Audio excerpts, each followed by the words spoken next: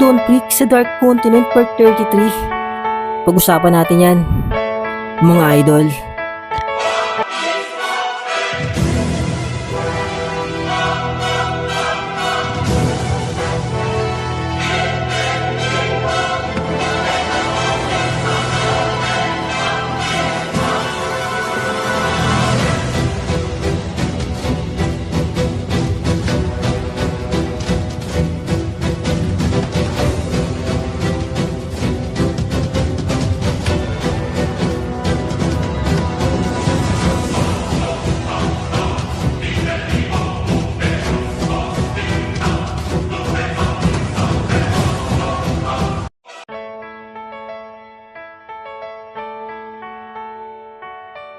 At ngayong araw nga mga Lodi, tatalakayin na natin ay ika-33 kabanata sa paglalakbay ni Dawn sa madilim na kontinente. Pero bago ko nga umpisahan, lagi kong sinasabi na ito po ay isang fanfiction story lamang na isinulat ni Boy Anime para sa mga hunter fan na patuloy nagmamahal ng Hunter x Hunter anime. At kung malino na nga sa lahat, tara na, umpisahan na natin to.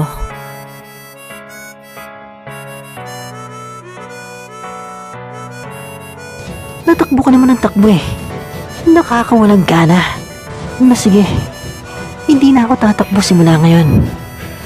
Total malayo-layo na rin naman tayo sa mga kasamahan mo. Kaya pwede na nating umpisahan ang labang ito. Phoenix.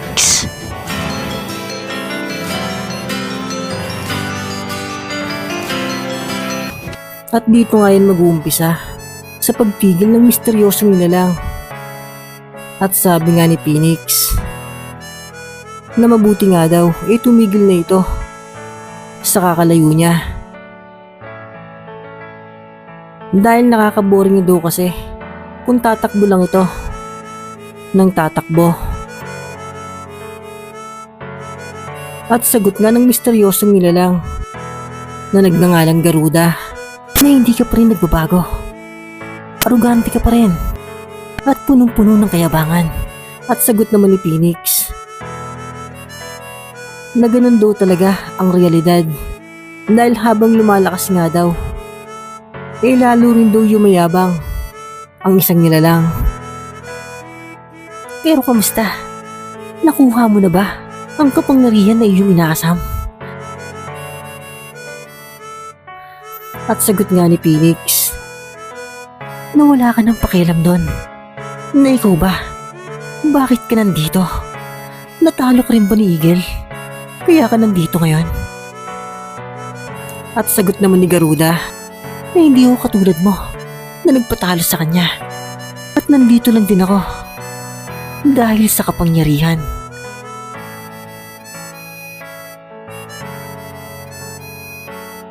At si Phoenix naman ngumiti dyan at sabi niya na parehas lang pala tayo na naghahangad ng umaapaw na kapangyarihan. Kaso hindi porket na pumunta ka rito makukuha mo na ang hinahangad mong kapangyarihan. Dahil sa kabila nun may balakid na kamatayan. Kapangyarihan at kamatayan, isa lang sa dalawa na yan ang nag-aantay sa mga nilalang na pumupunta rito. Na kung ganon, ang ibig sabihin ba niyan, dahil buhay ka ngayon, nakuha mo na ang kapangyarihan? At si Phoenix nga, hindi sinagot yan. At sabi na lang niya na ang dami mong tanong, umpisa ka na lang natin to. At ang misteryosong nilalang nga biglang ngumiti dyan at sabi niya na alam na nga daw niya ang kasagutan, na si Phoenix daw wala pa rin nakukuhang kapangyarihan mapahanggang ngayon. Kaya pinili nito na maging bantay na lamang sa gate ng Dark Continent.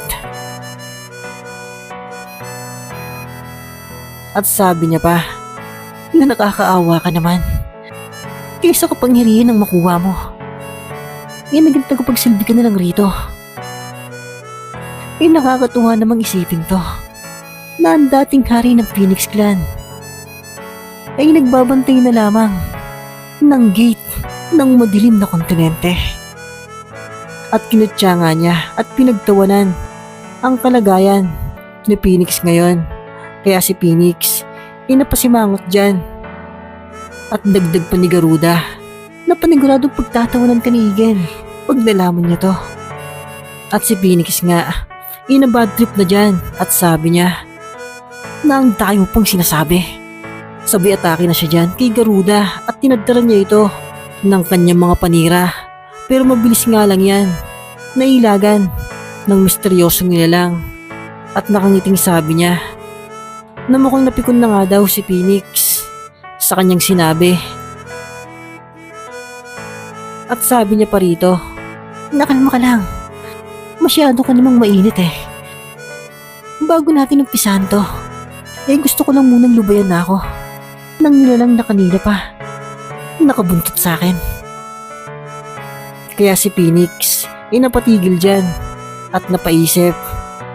At sabi pa ni Garuda na lumabas ka na dyan, na alam kong kanina ka pa na sumusunod sa akin.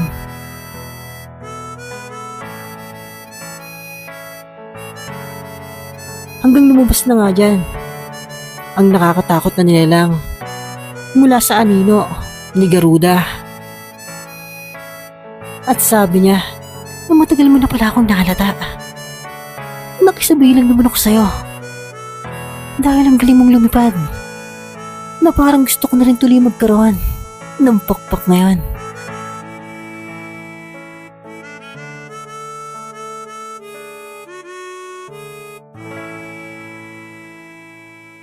At pagkatapos nga niyan, lipat na ang scene sa ating mga bida at patuloy nga sila sa pagdiriwang sa pugod ng mga kimera.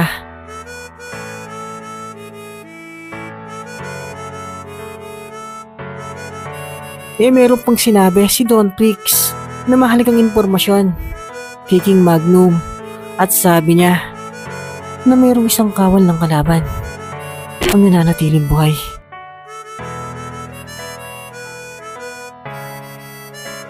At maaaring nandito lang siya sa tabi-tabi at nanonood sa atin. At sagot nga ni King Magnum, no, siya yung sinuntok mo kanina. Napakabilis niya rin kumilos dahil bigla na lang siyang nawala nang hindi natin namamalayan. Pero hindi natin siya kailangang alalahanin dahil isa lang siyang lieutenant at kami na ang bahala sa kanya. At sagot naman ni Don Prix, pero mag-ingat kayo sa kanya dahil meron siyang kakaibang kakayahan. At sa lahat ng mga lieutenant na sumugod sa inyong kaharian, maaaring siya ang pinakamalakas.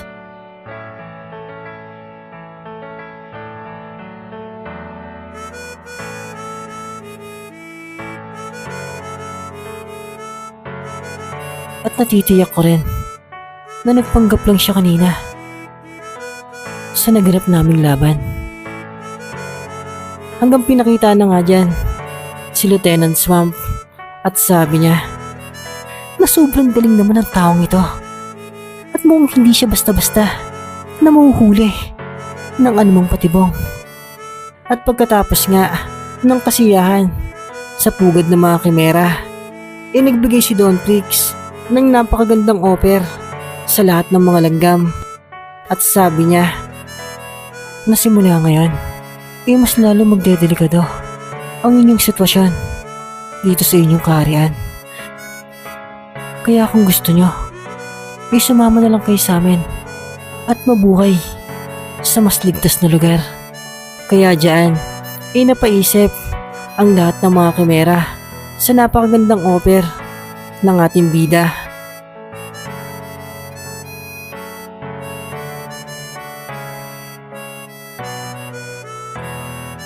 Pero sa pag-uusap nga ng lahat ng mga Chimera Ants, nakapag-desisyon na sila.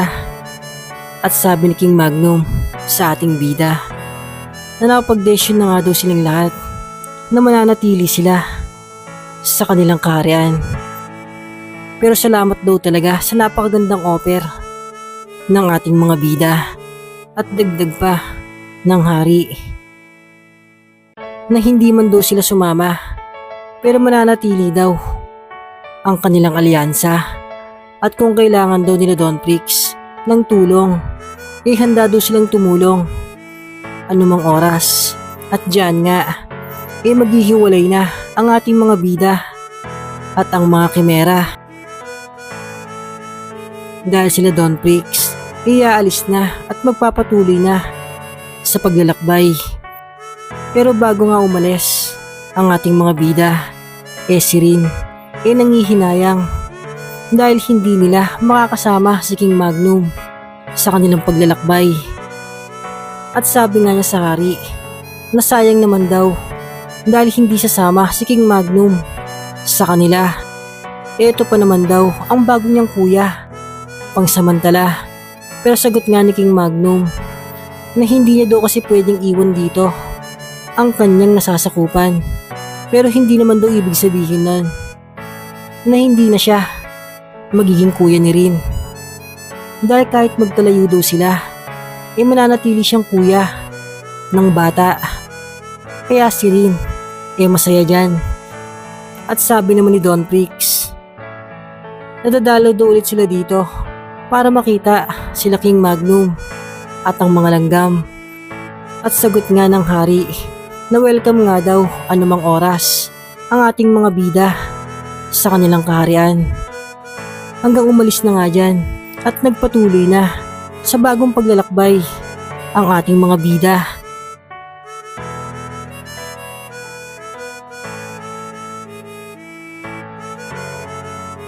At pagkatapos nga niyan, balik na ang scene kina Phoenix at Garuda. At sabi nga ni Phoenix, na sino naman ang isang yan? At sagot nga ni Garuda na hindi nga daw niya kilala yan.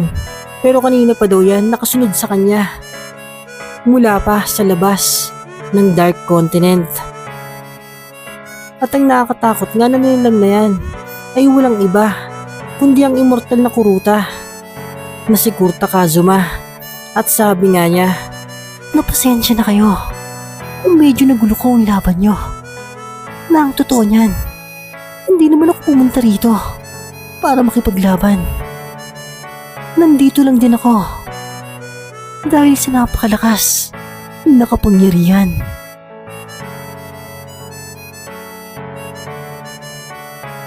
At dagdag niya pa Na pwede nyo nang ituloy ang naputol yung laban at manonood na lang muna ako rito.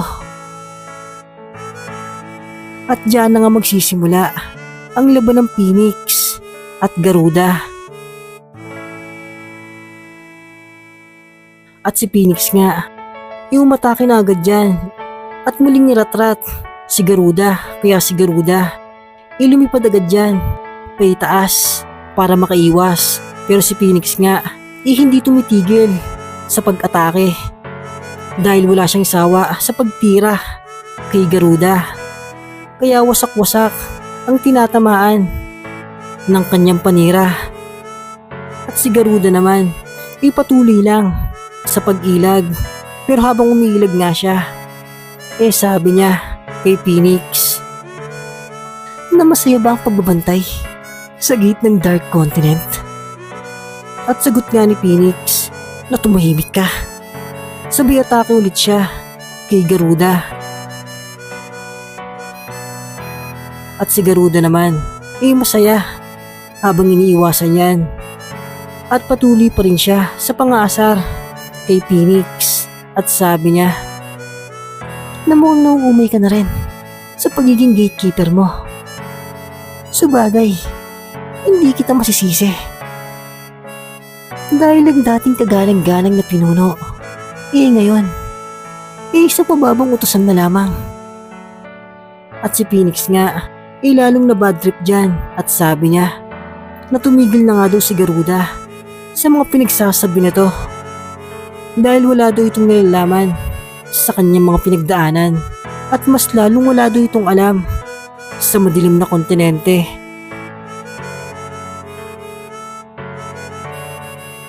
At baka magsisi pa nga daw ito ngayon sa pagpunta niya rito ngayon. Pero si Garuda nga, walang pakialam sa mga sinasabi ni Phoenix. Pero nagulat nga siya ng bahagya dyan dahil mas maraming panira ang pinatama sa kanya ni Phoenix.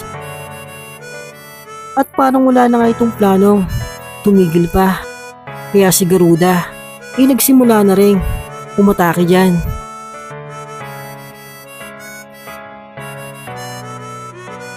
At sabi niya na hindi naman daw pwede na si Phoenix lang ang aatake. At sabayan nga sila dyan ng kanilang mga panira. Kaya sabugan na naman ang paligid sa kanilang kinaroroonan.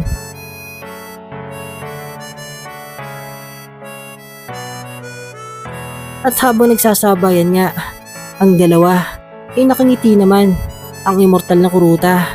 At sabi niya na nakakatuwa naman ang dalawang ito. Nagpapatayan sila ng walang dahilan. Na ang mga nilalang talaga sa mundo punong-puno ng kapusukan.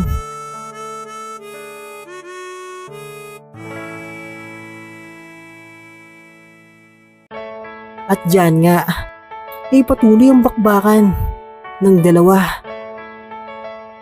At kung ayaw tumigil ni Phoenix, hindi rin tumitigil si Garuda sa pag-atake. Kaya patuloy na nagsasalpukan ang kanilang mga kapangyarihan. Pero habang nagsasabayan nga sila ng wanto-sawang panira, si Phoenix pala sumugod na ng sobrang bilis papalapit kay Garuda at hinambalos nga niya yan ng sobrang lakas paibaba. Kaya baon sa limot si Garuda sa kalupaan.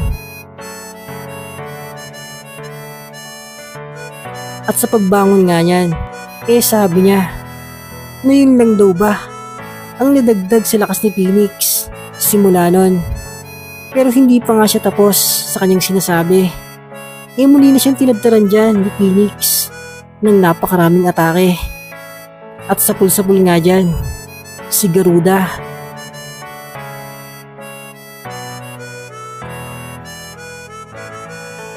At sabi nga ni Phoenix na ang dami pa kasing sinasabi. Puro naman walang kwenta. Pero sa isang idlap nga, dumanak na ang dugo at natulala si Phoenix. Dahil tinamaan siya ng napakabilis na atake. At sabi naman ni Garuda na masyado kasing kumpiyansa at pabaya.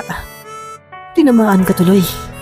At si Phoenix nga, hindi na nagsalita dyan at muli na lang siyang umatake para makabawi. At sunod-sunod na combo ang pinatama niya kay Garuda at wala nga siyang pakialam kahit na umaagos ang kanyang dugo. At sabi nga ni Garuda na kung umatake ka, parang galit na galit ka sa akin. Pero si Phoenix nga, walang pakialam dyan at patuloy lang siya sa pagbanat sa kanyang kalaban. At sabi niya na hindi naman ako galit sa'yo, na gusto ko lang tapusin ang buhay mo. Hanggang nadali nga niya si Garuda, kaya talsik yan at tinapon ng sobrang lakas. Pero hinabol pa nga rin yan ni Phoenix para bugbugin pa. Pero si Garuda, bumawi na dyan ng sobrang bilis at sapul din si Phoenix sa kanyang atake. Pero si Phoenix nga, biglang lumipad ng sobrang taas.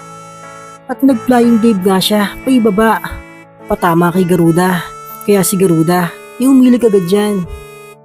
Pero nawasak nga ang paligid sa lakas ng flying dive ni Phoenix.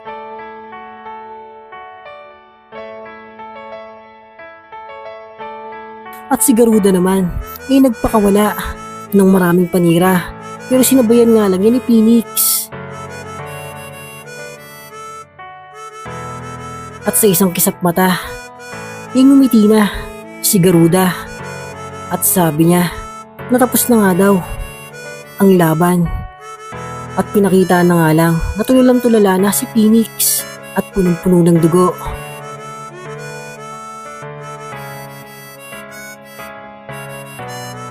At sabi niya na napakabilis nga daw ng pangyayari na yon. Pero maya-maya nga, bigla siyang tumawa ng tumawa ng sobrang lakas. Kaya napatigil si Garuda.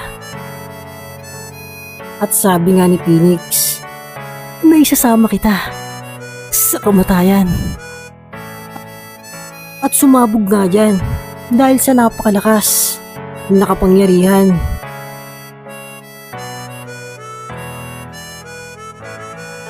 At nung unti-unti nang nawawala ang usok, makikitang bagsak na si Phoenix.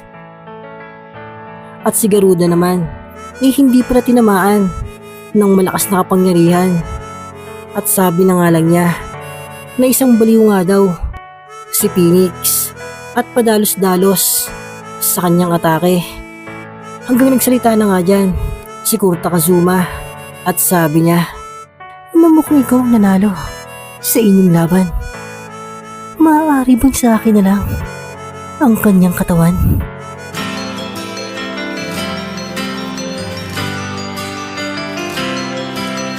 At diyan na nga nagtapos ang part 33 ng bidyong ito.